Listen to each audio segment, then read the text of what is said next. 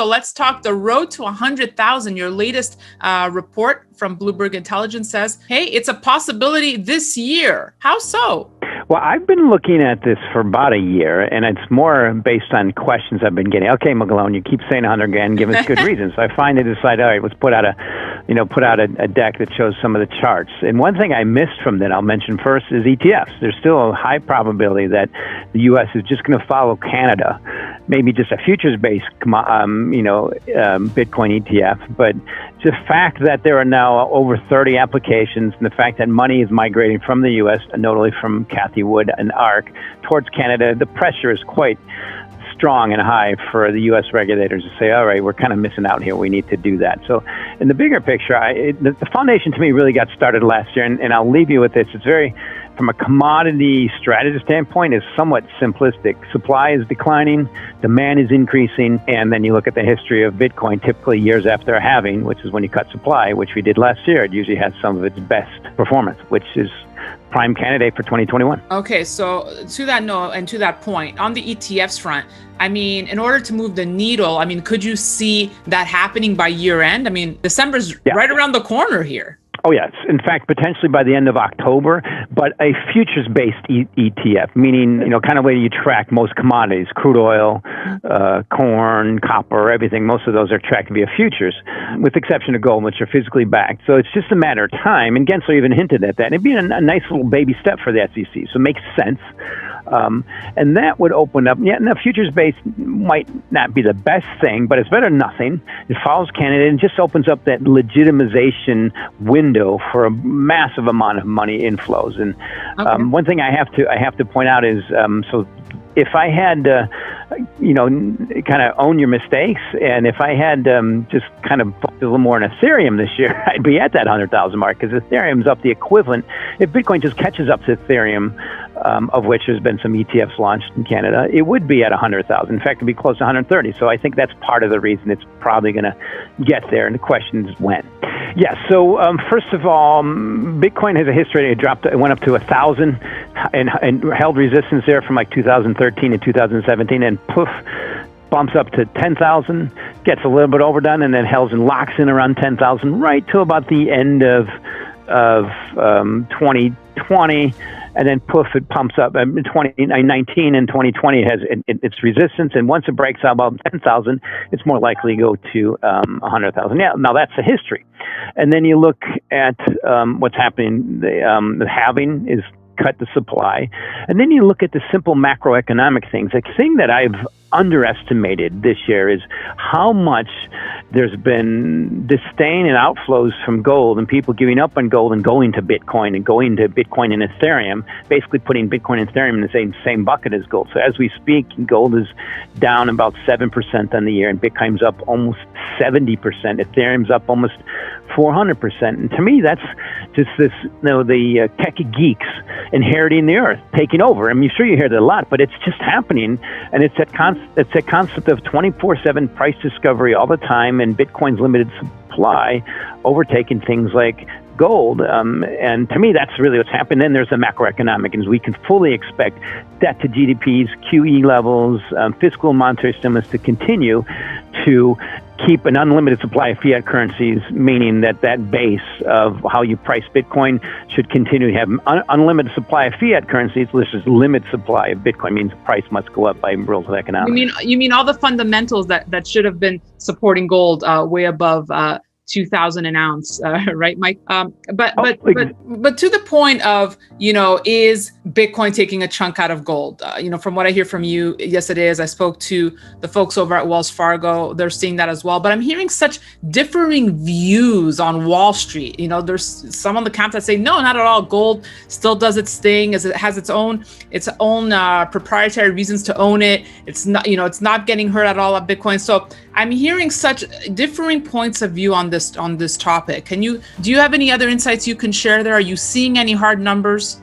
Oh, yes. Clearly how numbers. You can just see the amount of ETFs and demand for Bitcoin every day increases, just looking at the headlines. And I see outflows in gold. Just look at ETF holdings. But the bottom line is, Danielle, you have to consider our sources. And that's one thing I love about this position versus when you and I talked maybe 6 years ago, I was kind of more biased, as I had to be biased towards bullish gold. Now I'm just completely neutral, getting it right. And first, let's look at it this way. From a prudent money management investment standpoint, if you have any type of money in gold and bonds and you're not allocating to Bitcoin, just a small portion, you're at greater risk of looking like you're being left out or falling behind and lost in the woods versus just allocating a small portion. That's happening. That's a fact. And then there's a simple fact of performance. So I look at it as, to me, the naysayers are falling, against Bitcoin, falling every day. They're now minority, and they've all tilted the other way. And the performance just keeps showing it. And then I look at, here's a thing I'll leave you with, is one of the most notable things that's happening in crypto assets is the trading of digital dollars, crypto dollars. So if you look at just one, and I'm getting this to gold, but if you just look at Tether, this is the most widely traded, the daily volume in Tether is equivalent to about the top 10 cryptos, including Bitcoin and Ethereum. So that's what's happening organically. The world is going to this ability to transact 24/7, virtually no cost, with instant settlement, and you're doing it in dollars. That's happening with Bitcoin, and there's tokens to do that in gold. But to me, that's the world that's happening. It's in our faces, and it's happening so fast, a lot of people are being left behind. So I fear that people who keep pointing out how gold has been the hedge forever, I agree with you, and so far, and I'll leave you with this. And before the automobile, the horse was the best form of transportation, and how we measure it, that's just happening, and something's got to trip it up. But every day that Bitcoin doesn't fail, it's moving in gold space, and this year is a good example of that. Okay, so let me ask you this. On the path to 100,000, what does it look like? Are we expecting more consolidation? Would you expect another correction, and then it's a straight up? What does it look like? How does it play out?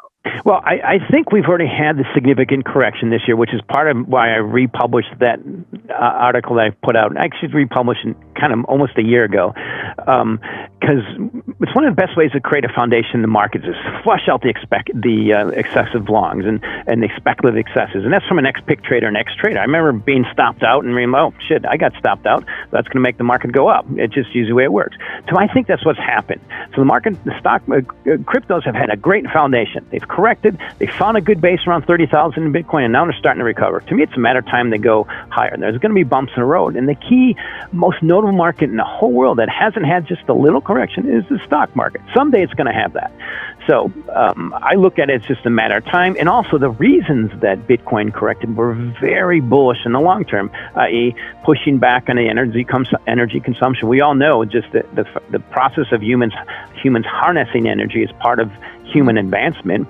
And then the discombobulation with China pushing back and pushing out the miners is, I think, making the U.S. realize it more. So maybe we should embrace this with proper regulation. So I think that's coming.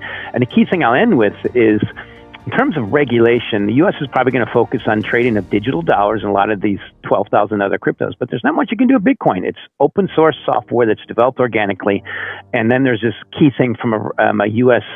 and a leadership standpoint. It's a massive job machine, which creates votes. And like I said, it's creating it's really enhancing the dominance of the dollar on a global scale. And I think the U.S. is smart enough not to mess that up. To that point, I'm happy you brought up regulation because Ray Dalio came out saying, well, if Bitcoin is too successful, right, and I think 100,000 would label it definitely successful. If it's too successful, regulators are going to step in. They will stop it. And you're saying you can't stop it? It's almost impossible. So I've gone through those iterations numerous times. And how do you stop Bitcoin unless you change the laws in this country? We do have free speech laws, meaning the only way I see to really stop it is to ban the internet. Because if you put some kind of restrictions on it, I mean, I don't, but you can hold Bitcoin on your own wallet and and your own keys, and no one's going to know about it. It's just good luck. and it'll just migrate to other places that aren't pushing back. So I think that's and also key thing about that probability, Danielle, I've heard it for years. It's been declining every day. Now, the fact that Ray Dalio says it, I think is a little bit out of context because he owns Bitcoin. In fact, he even says it's part of my gold diversification, which is a small portion of my portfolio, but he owns it. He's probably going to buy more. Every day that goes by, people like him tilt over the other way. There's one person still left. That's Peter Schiff, but he's getting crushed in his gold. and he just hasn't admitted that yet. But if you just added 1% of Bitcoin to that, on a dollar cost average basis, you might get fired by his clients pretty soon. But that's a key thing to remember. Probability of banning U.S. has been declining. Adoption and demand are increasing. Follow the trend. Okay, last point. If someone, if our viewers are watching and they're on the fence between Bitcoin or Ethereum, I know you're not a financial advisor, but what should you be looking at? How do you choose? Do you add both? Do you choose one over the other? Diversification. Exactly, diversification. The way I like to describe it is you can't, in a prudent money management way anymore, consider yourself a decent fiduciary if you have any kind of gold, and if you don't have Bitcoin in that bucket. The way I view it, that's my view. But you also have to have some Ethereum in there too. So the way I look at it is, performance instills competition. Ethereum has a lot of competition, but Bitcoin and Ethereum in the same bucket. How you weight it, I don't know. In the Bloomberg Galaxy Crypto Index, I like the way that does it, and hopefully that's going to migrate. But to me, they both belong in together. And I'm bullish all of them. I'm still bullish gold. I'm becoming very disconcerted, but they all belong in the same bucket together. And the key thing I'll leave you with, Danielle, people are starting to realize is this is a great diversifier, Bitcoin and Ethereum. And certain to people who hold portfolios of bonds, most notably in Europe, where they're getting zero interest rate. Elon Musk said that his bank accounts get nothing. I mean, you got to default to TINA. There's no alternative. And what's really performing? Where do you see demand? And where is all the technology going? Where's the world going? It's going digital, and Bitcoin is becoming a global digital reserve asset in the world, rapidly going that way.